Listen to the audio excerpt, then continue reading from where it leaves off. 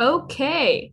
And for all of the mommies who are still on, we're starting in about 1 minute. But just a reminder that Bais Rivkah is having a children's book contest, which means that if you ever wanted to be an author and make a difference in education, you can send in a manuscript to a book, just like the three people who are reading the book today, just like they're busy mommies and they wrote their book. You can write a book, send it in to branches@baisrivkah.edu, and if you win, you will win $1,000, and Bais Rivkah will publish your book and put a copy in every single classroom of Bais Rivkah.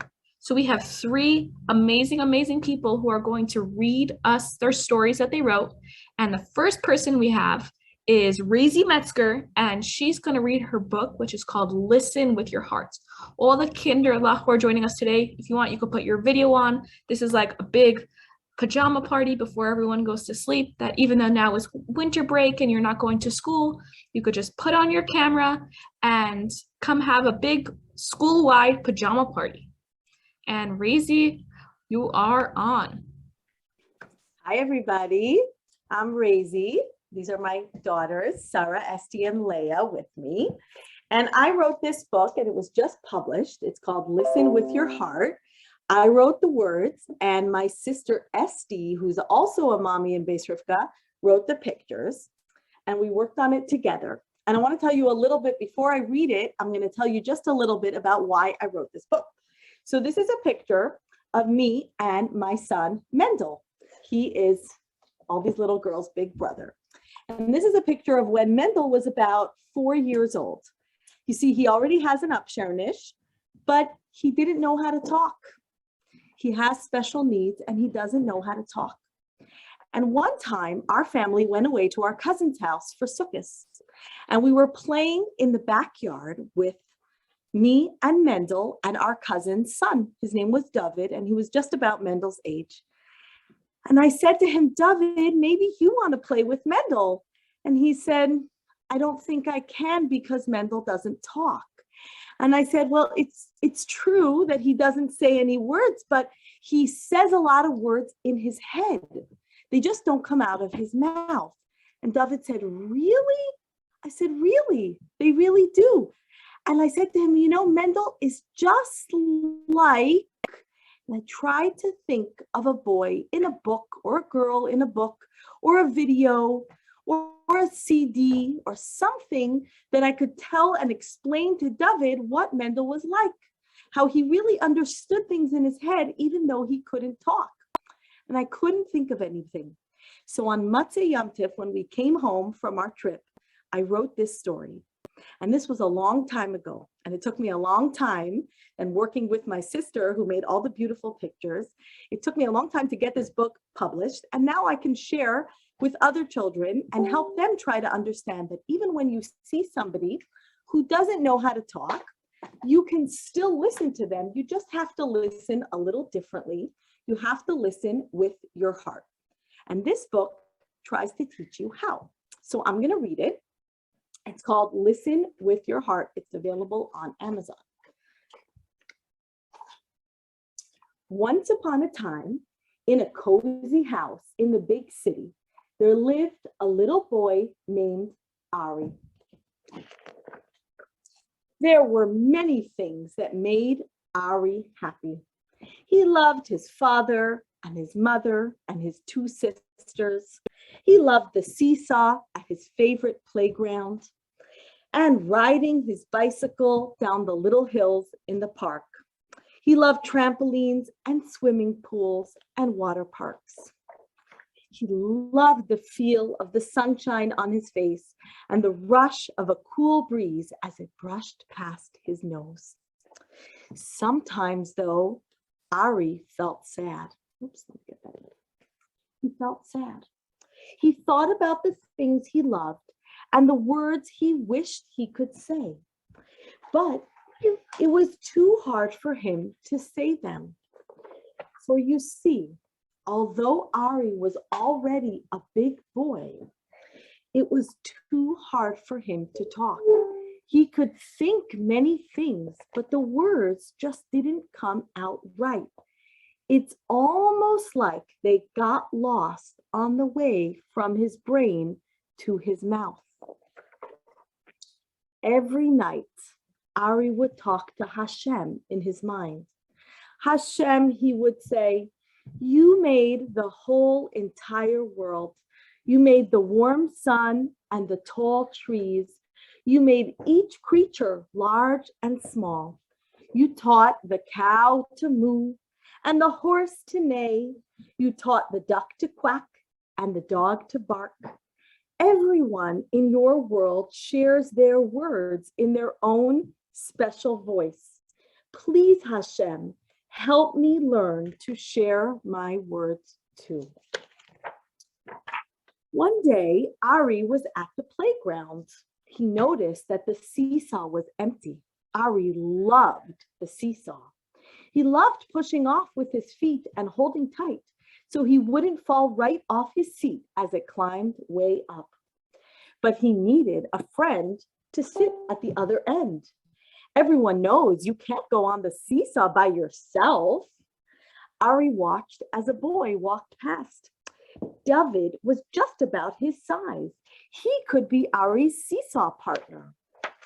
Ari reached out and grabbed hold of David's arm. Soft, he said, looking at the seesaw. It was too hard for him to look right at David, but he hoped he would understand. Hey, David said. He tried to twist away, but Ari tugged harder. Why are you touching my shirt? Ari wanted to ask him to come on the seesaw with him, but the words just didn't come out. David didn't know what Ari wanted, so he ran to the swings as Ari alone went to play in the sandbox. That night, Ari lay in his bed feeling sad. He closed his eyes and said to Hashem, Hashem, you made the whole entire world. You made each creature, large and small. You taught the cat to meow and the rooster to crow, the sheep to baa and the owl to hoot. Everyone in your world shares their words in their own special voice. Please, Hashem, help me learn to share my words too. And then he fell asleep. A few days later, Ari was back at the playground. It was a beautiful day, and the seesaw beckoned, its shiny metal seat winking at him in the sunlight. How he wanted to ride. He was about to go over to his big sister when another boy walked by. Yaakov was new to the park. Ari had never seen him before.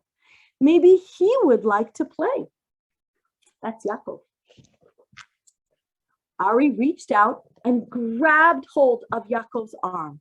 Saw, he said, saw. It was hard to say those words, and his voice didn't come out very clear. Yaakov stopped short, confused. Hey, he said, why are you touching? But just then, something wonderful happened.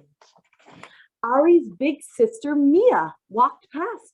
She saw Ari's arm on the new boy. She saw him look over at the seesaw, and she heard his mumbled request. Look, Mia said to Yaakov, this is my brother Ari. He can't speak very well, but he's telling you something with his actions. And if you listen with your heart, you can hear what he's saying. Yaakov stopped trying to twist away. He paused and watched Ari carefully. He listened and thought and waited longer than he ever had before to understand. He saw Ari look at the seesaw. He remembered how he had said, saw. He tried to listen with his heart so he could hear. And then he said, oh, seesaw? Do you want to go on the seesaw? Yes. Ari's heart felt like it would burst. Yes, he thought. Yes, that's exactly right. He smiled a big happy smile and said, seesaw. Yaakov and Ari ran to the seesaw. And Ari was the happiest boy in the playground. Yaakov was happy too, because Ari knew just how to push his feet off the ground and make the seesaw come crashing down the other side. The boys played for a long time. That night, Ari lay in his bed. He thought about the things he loved and the words he wished he could say. And he said to Hashem, Hashem, you made the whole entire world. You made the warm sun and the tall trees. You made each creature, large and small. You taught them each their own sounds and their own voice. Please, Hashem, help me learn to say my words strong and loud. And until then, Hashem, please help my friends learn to listen with their hearts so they can hear me even when it's hard for me to speak. And he thought about his new friend Yaakov, and then he fell asleep with a big, happy smile on his face. The end. And that's the end of the book. Thank you for listening, everybody. I don't know if we're ready for the next story, but if you have any questions, you can unmute yourself and you can ask them. Or unless we're ready for our next story.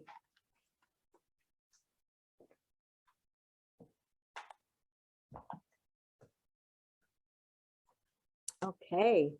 Thank you, everybody, for listening. You guys are amazing listeners. Thank you for listening. I hope that that book helps you. If you ever see a little boy or girl who doesn't know how to speak, or maybe their words, maybe they know how to say words, but they don't come out so clearly. Maybe they have a stutter and the words take a long time to come out. You can practice listening by listening with your heart. And that's the end of the story. Thank you for listening. Good night. Fine, you can make me a bow. I'll say no first.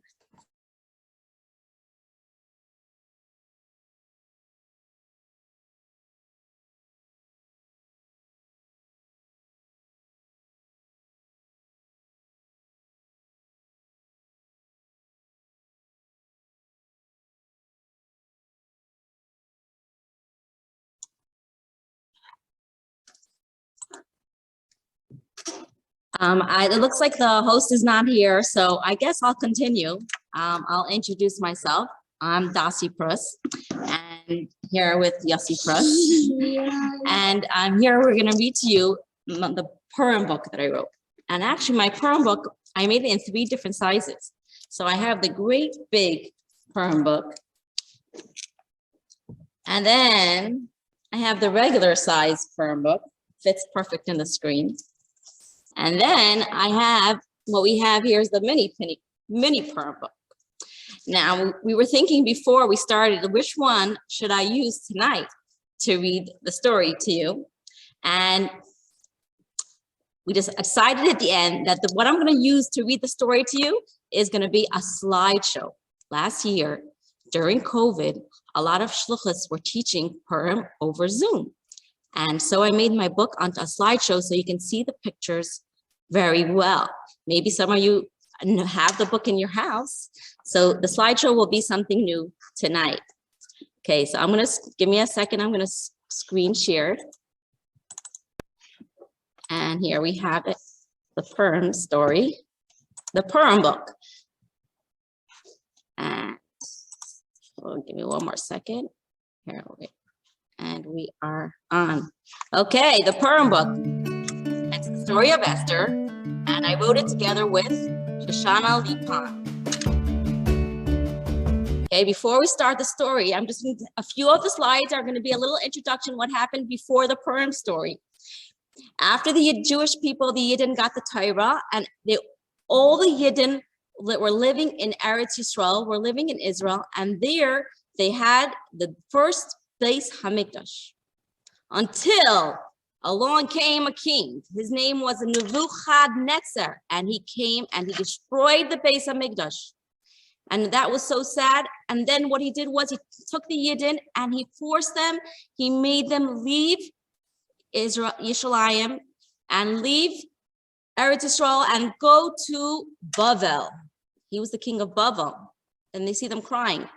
And when the Yirmiyahu, the Navi, told the Yidden that in 70 years, you're going to come back to Eretz Yisrael, come back to Israel, and you're going to rebuild the Bais HaMikdash. Now, the king, at the time of the Purim story, his name was Ahasuerus, and he lived in Shushan, and he made a calculation. He counted 70 years, and he said, ha, ha, ha, the 70 years are over. And he's so happy. He doesn't want the Yidden to go back. And he said, I am so happy. I am going to make a party. And that's how the Purim book that I'm going to do starts. Oh, well, almost. Yeah, so I said that already. And now we're going to introduce the Purim characters. And there's Ahasuerus, Queen Esther, Vashti, sorry. Mordechai, Queen Esther, and Haman. And now we're ready to start. In the days of Ahasuerus in Shushan long ago, the king made a party and asked everyone to go. Said the wise man Mordechai, please don't go along. At the king's party, we Jews do not belong. Some rush there anyway to try to please the king. They forgot that it's the one above who's in charge of everything. Ahasuerus served rich food and wine and then called to his queen, come and do a show for us. Your beauty must be seen.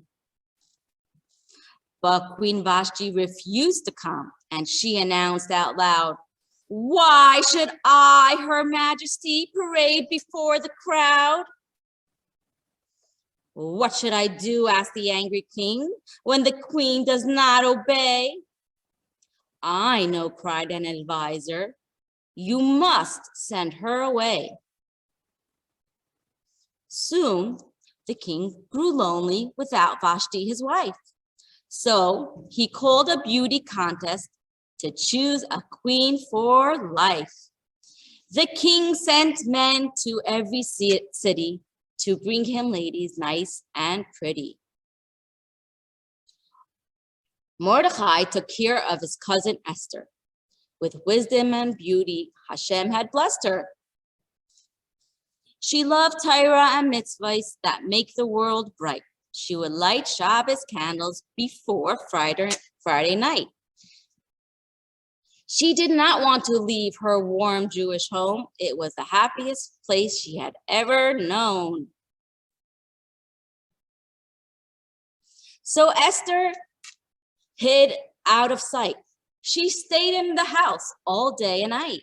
But the king's men found her anyway and brought her to the palace right away. They offered Esther fancy dresses, but she refused the clothes. She saw the other girls and prayed, let the king pick one of those. Esther was in for a difficult test. The king spotted her and liked her the best. She kept it a secret that she was a Jew.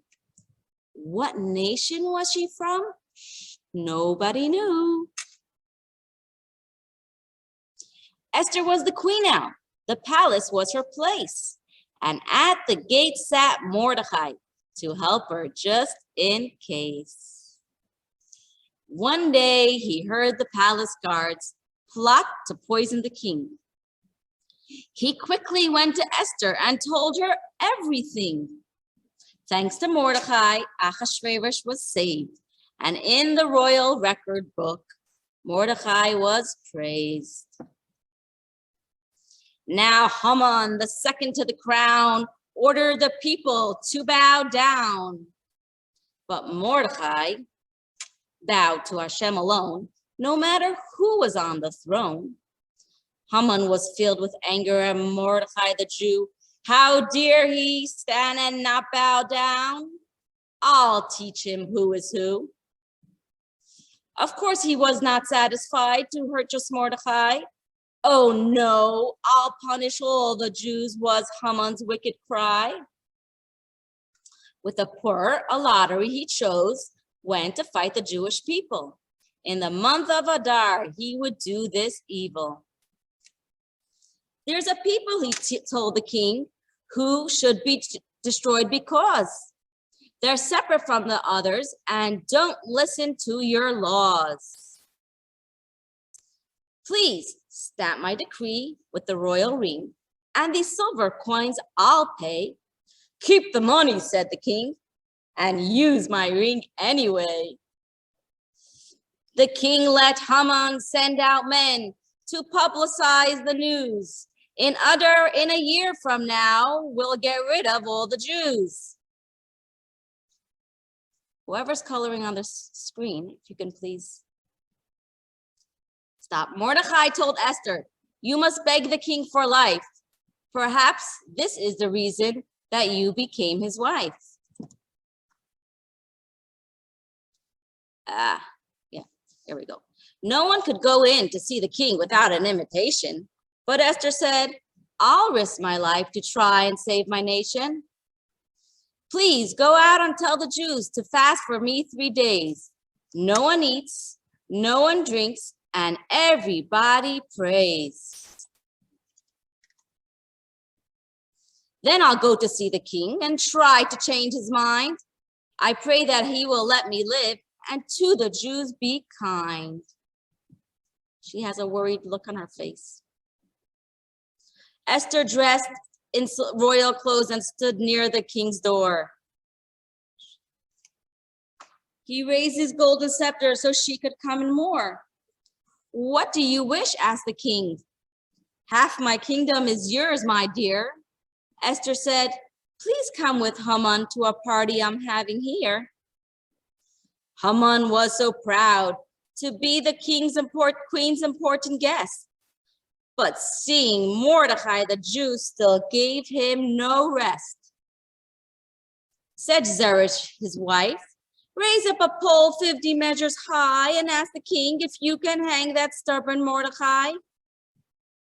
Ahasuerus couldn't sleep that night, so his men read to him by candlelight. They told of a plan to poison the king and of Mordecai who stopped this terrible thing. Said the king, what reward did he get? No reward, at least not yet. Then Haman came in and the king asked him, tell me, what should be done for the special man I wish to thank? Haman was sure he was the one. Haman smiled, puffed up with pride and said, I know, of course. March him through the city streets with the king's own robe and horse. Then Haman came in and the king asked him, tell me, what should be done for the special man I wish to thank? Haman was sure he was the one. Haman smiled, puffed up with pride and said, I know, of course.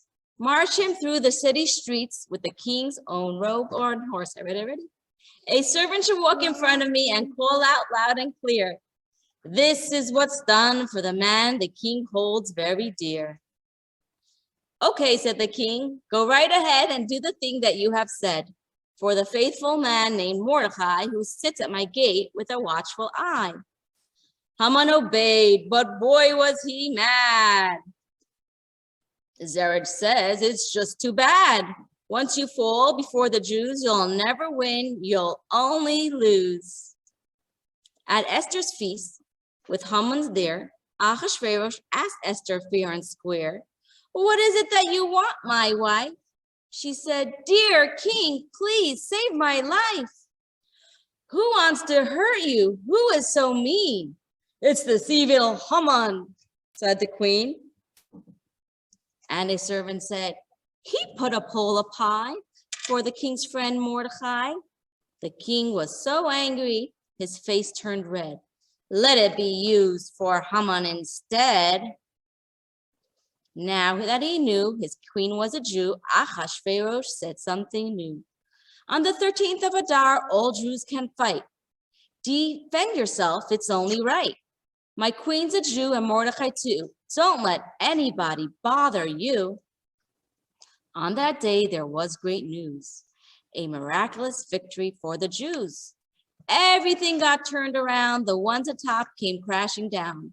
Instead of the Jewish people being sad, they were thankful and very glad. The story of Esther was written in a scroll, and every year the tale is told. Purim became a holiday which we celebrate to this day. We learn to trust only the one above, who watches over us with love. And even when he hides his face, he's always with us in every place.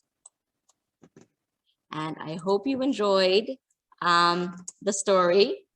And I want to just show you before something new, that if you like that story and you don't have the Pesach book yet, last year the Passover book was new, and this year you look in the Jewish stores for the Pesach book. It's the same thing, just the words are different. And I hope you enjoyed, and I'm looking forward to hearing the next story. Okay, thank you so much. That was such a great story. If any mommies are on and they have friends who are trying to join and are having issues, I just posted a link on the chat for a live stream that if anybody knows someone who's trying to join, the Zoom is not letting anybody else join because so many people decided to join us. But there's a link on the chat over there that you could send it over to your friends. And now the third person who we're going to hear a book for her story, her name is Esti Perman, and she has a really special book all about how Kinderlach are able to talk to Hashem. And it's a really, really great book. And here she goes.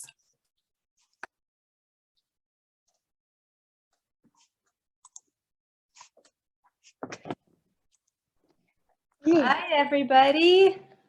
I'm so happy to see you today. Thank you so much for coming to join us for this bedtime book, and thank you for staying all the way through till this one.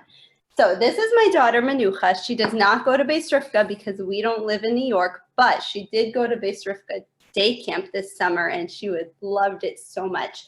And this is a book that I wrote when I started writing it when she was like 4 years old. And it's just about how we can talk to Hashem. And this book is called From My Heart.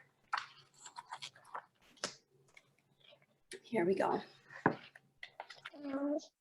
Hi, Hashem. I have so much to tell you. I'm just one kid in a big world full of people, but you know I'm here and I know you love me. I talk to you a lot. I like to talk to you when I'm happy. Happy days make me feel like saying thank you again and again. Sometimes I talk to you when I'm sad, Hashem. It helps me to tell you all about it. Then when I think of all the good things you've given me, like warm sunshine and people who love me, I feel so much better.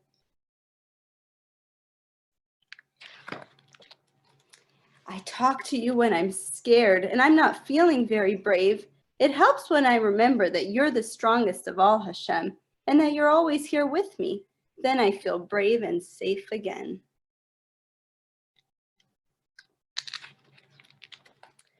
Sometimes I talk to you by singing the words from my siddur, even though I can't read yet, but I'm learning. I especially make sure to ask for Mashiach. I can't wait for him to come. Some days I just whisper the words that are in my heart, as quiet as the wind. I know you can hear me, Hashem, even when no one else can, because you're everywhere.